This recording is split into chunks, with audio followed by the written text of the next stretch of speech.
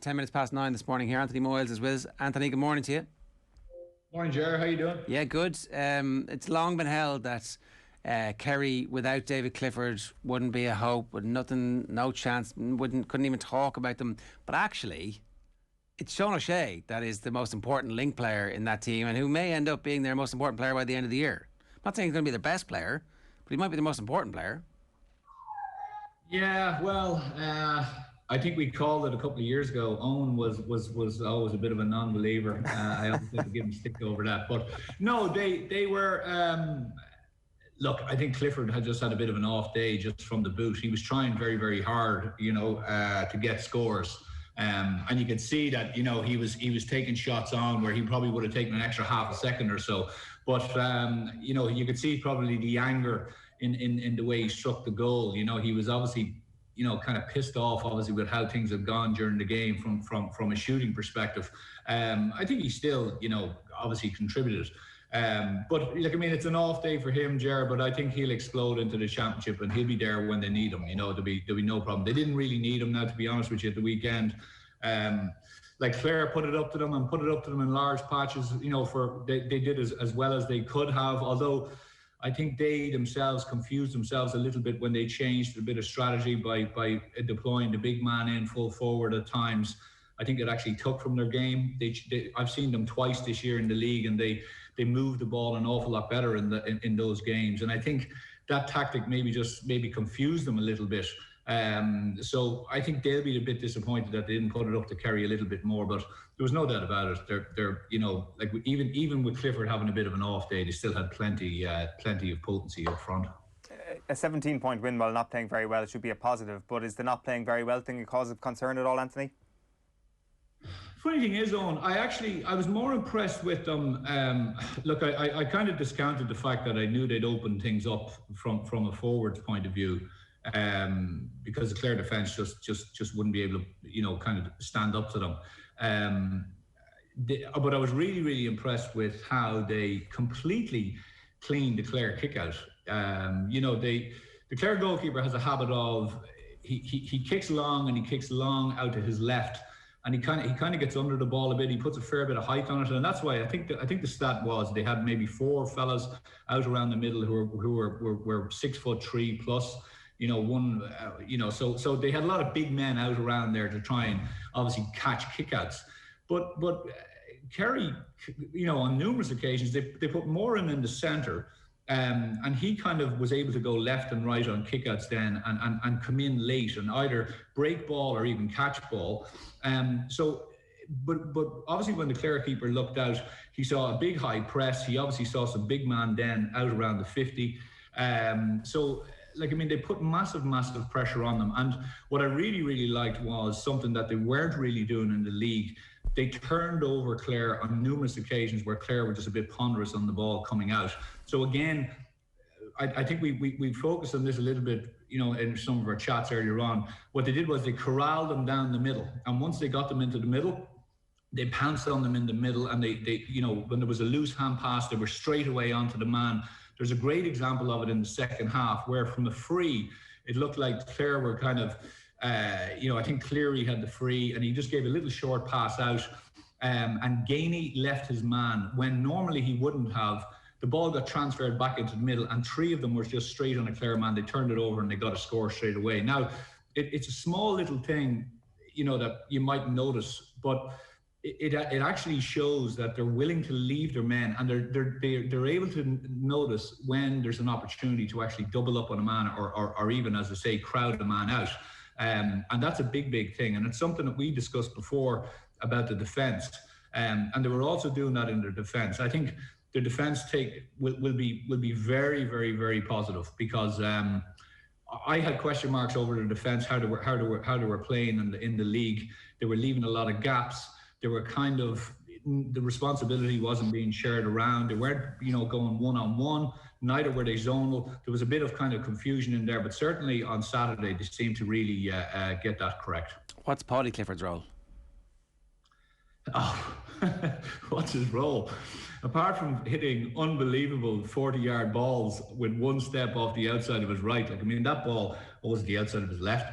I'm trying to think about it now. That's what I was right, but it was like the pass in for O'Shea's goal at the start was just absolutely unbelievable. Like, you know, if anyone wants to look at vision, balance, the ability to get your distance correct, like it was just phenomenal. It wasn't like he was sizing enough for long. He just got it, looked up, one step, bang, over three players, possibly four players, right onto his chest. He didn't have to wait for it. He didn't have to reach for it. He just literally just took it on his chest, and all he had to do was finish it. He's you know, it's funny. He's the guy, you know, you could always imagine the talk down there. And Owen, you might be able to confirm this, but it's kind of like when you have a load of brothers, there's always a better brother behind you. And I get the sense that, you know, Paudie just goes about his business kind of in the shadow of obviously Davy, because he's phenomenal. Like, I mean, I have to say, he gels it all together. He drops deep. He does a bit of work with O'Brien when needed. Because O'Brien is I thought he's really impressed me with his work rate. He again is a guy that adds something to them that they haven't got, as regards a guy who can work up and down. But you know, I have to say he was really good, Clifford. Excellent. And as I say, he's the gel in that team now. He's doing a bit of everything. We might give you a second to turn off your notifications, Aaron. We're about to drop the hottest new lo-fi record here on OTB AM this morning.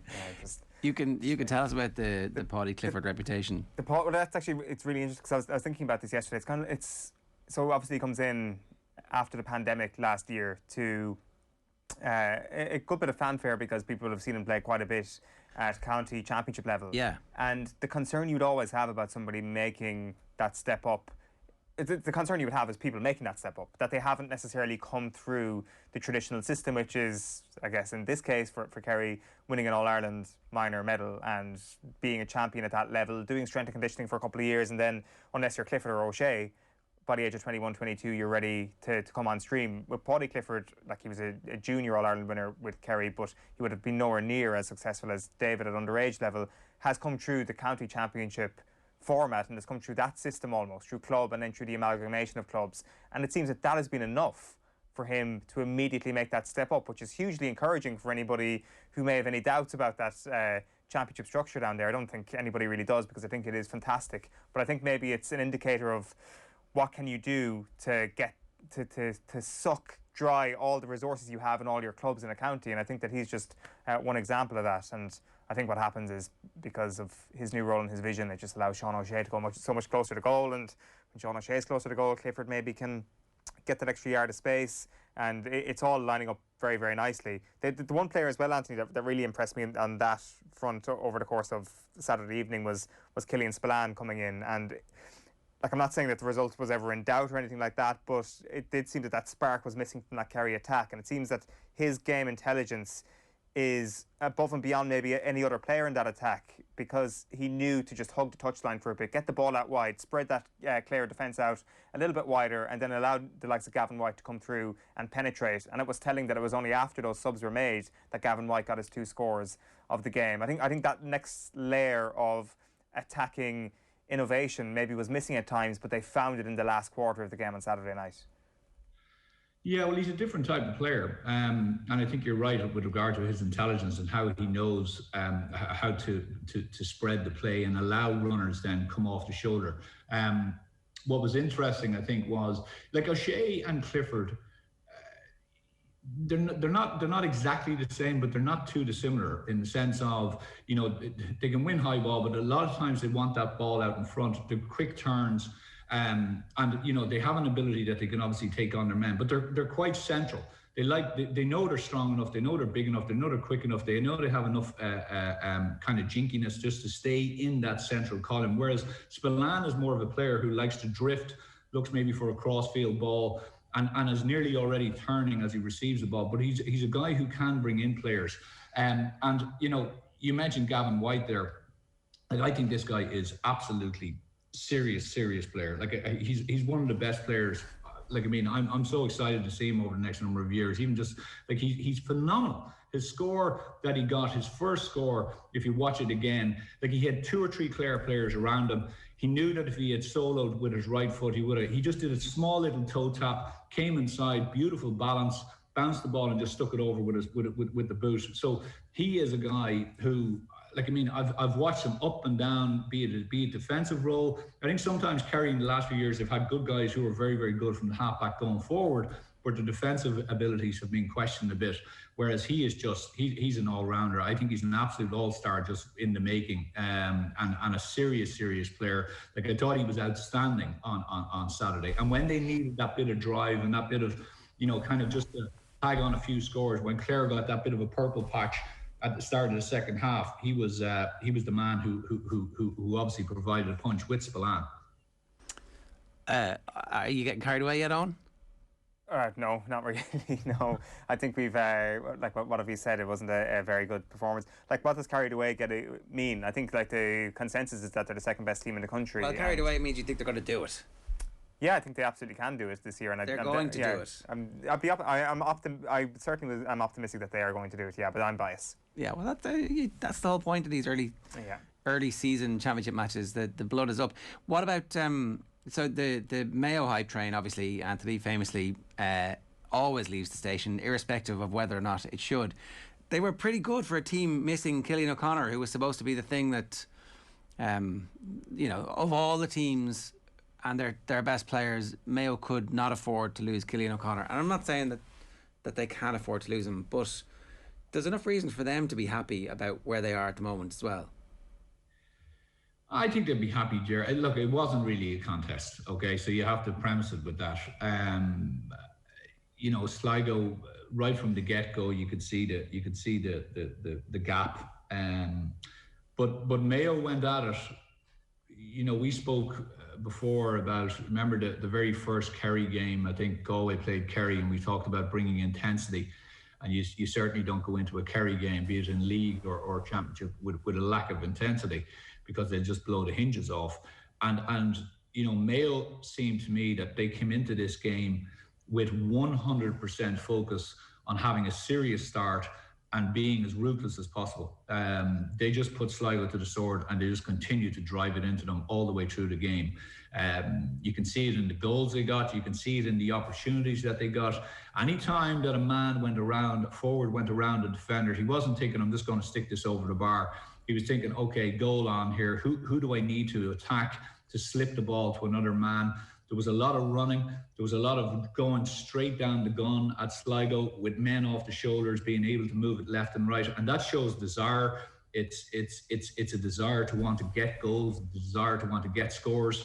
And they were very, very impressive. Aidan O'Shea was impressive. You know, I've always, like, I would love Aidan to get man of the matches in those big games, because he needs to bring that prowess, that power, that physicality and that aggression.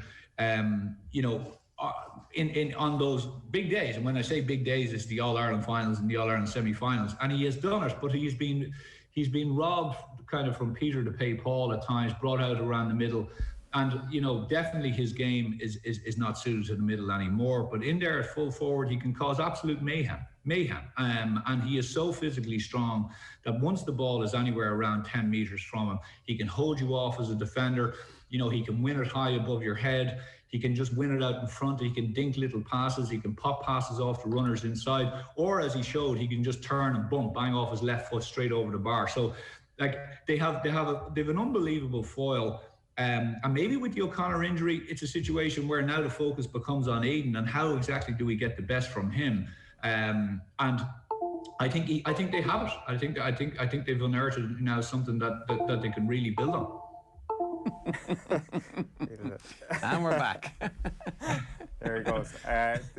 On the Aidan O'Shea thing, Anthony's, like, I mean, maybe we've had this conversation before, but like, what is the key difference, do you think, between Connacht Championship Aidan O'Shea and All-Ireland Final Aidan O'Shea? Because I appreciate there is a time in between that where Aidan O'Shea has also been really good. It just seems to be Dublin. Is it fair to distill it down to that? And what do you think the difference is? You know, I don't want to be hard on the guy because he's been a great servant for Mayo football, and he's a serious footballer. But you know, I just think again they try and plug too many gaps with him. I think you know, he's a situation where I think this is a position now for him. Like, I mean, I would be literally saying, this is where you're going to start. We're not going to mess around. We let other teams worry about you. We're just going to play at 14, and we're going to use you there. We may drift you out every now and again, but primarily you're going to be one of our main focuses. And what it will do is it will catch the eye of a defence. It'll catch the eye of a team manager. They'll have to try to organise things around him. You know, kind of a la Donaghy back in the day, like where you either deployed a man in front and a man behind. You know, he took focus off your team. You know, you were trying to say, well, maybe we'll set up. How do we set up? When he's at 11, you can kind of say to a 6, listen, go take him on a run every chance you get. You know, every opportunity you get, you take him back down the field, tire him out, bring him down the field. And Aidan then, of course, wants to get involved. So he was finding himself at 55 or 60 minutes of a game, you know, probably being a bit gassed. But at full forward, you know, I kind of, you know, and I think obviously James has looked at this. It's a spot where you can bring all of his best attributes into play. And like, I mean, he stays there for me. You know, you have the likes of Conroy beside him, who has electric pace. Let him move around the field. You know, and they've enough mobility in that forward line around him just to kind of leave him as a focal point. And I don't think you can say, is it the Dublin thing? Look, you know, he's shouldered a lot of blame over the last number of years with regard to his performances in those. But I think it's a time for him. I think Mayo have other situations going on. They have other problems, which I don't think really were unearthed the other day against Sligo or even shown. But for the time being, I think they have found a big plus with him going in there. OTB AM is brought to you by Gillette. Good morning. Start with Gillette. Put your best face forward with their new and improved razors. I do want to ask you a little bit about Cian O'Sullivan, talking of sixes who might have taken him for a run back in the day. We should just talk about Cian O'Sullivan's career because, you know, even just listening to Paddy Andrews talking about the evolution of O'Sullivan as a footballer, ultimately he was a key figure in the team that started and really won the 5 in a row. There was a period there where teams just had no clue what to do when Cian O'Sullivan went to that 6/sweeper role. Yeah, he's an intelligent guy, and he brought all of that intelligence to bear, I think, on the football field.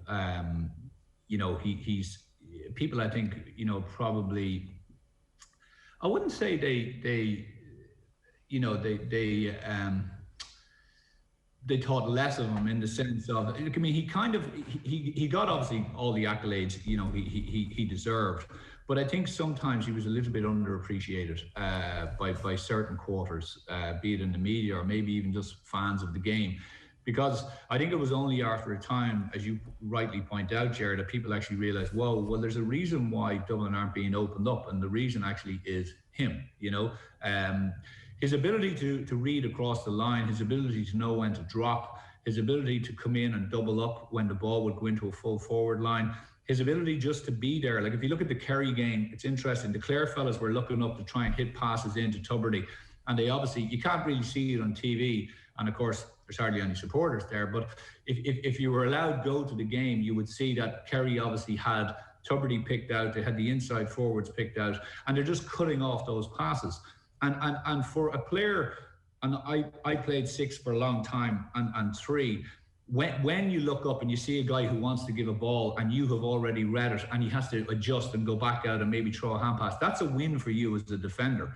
You know, you have to tick that down as a win. You don't get too many of them sometimes, so you have to take whatever scraps you can. But, you know, O'Connor would have had or Cian O'Sullivan would have had that ability to be able to read all of those and be in the right position at the right time. He also was very athletic. He was very well able to move up the field. But he was, you know, we talk about Paudie Clifford being the glue for Kerry. He was the glue that held that defence. You know, a different type of player, not overly aggressive, but at the same time, he'd give it to you. You know, you'd know that he was there. If you mess with him, you'd certainly get it back. But he was well able to motor around.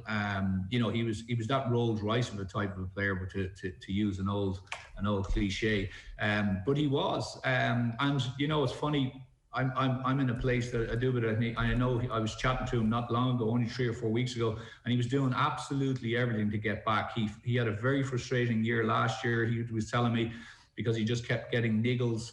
And like, look, I've been there. When you start to get a bit older and you're not in the automatic 15 on a panel, no matter how many All-Irelands you have in your arse pocket, it's unfortunate.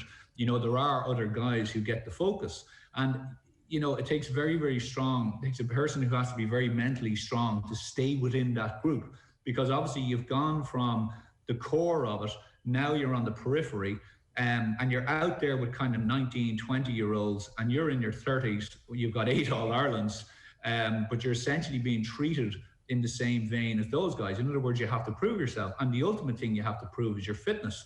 And of course, it's no fault of your own. Your body is breaking down, hips are going, groins are going, hamstrings are going, and it's extremely frustrating. And it's one of the darkest places to be, and one of the hardest places to be as a player, as an older, experienced player.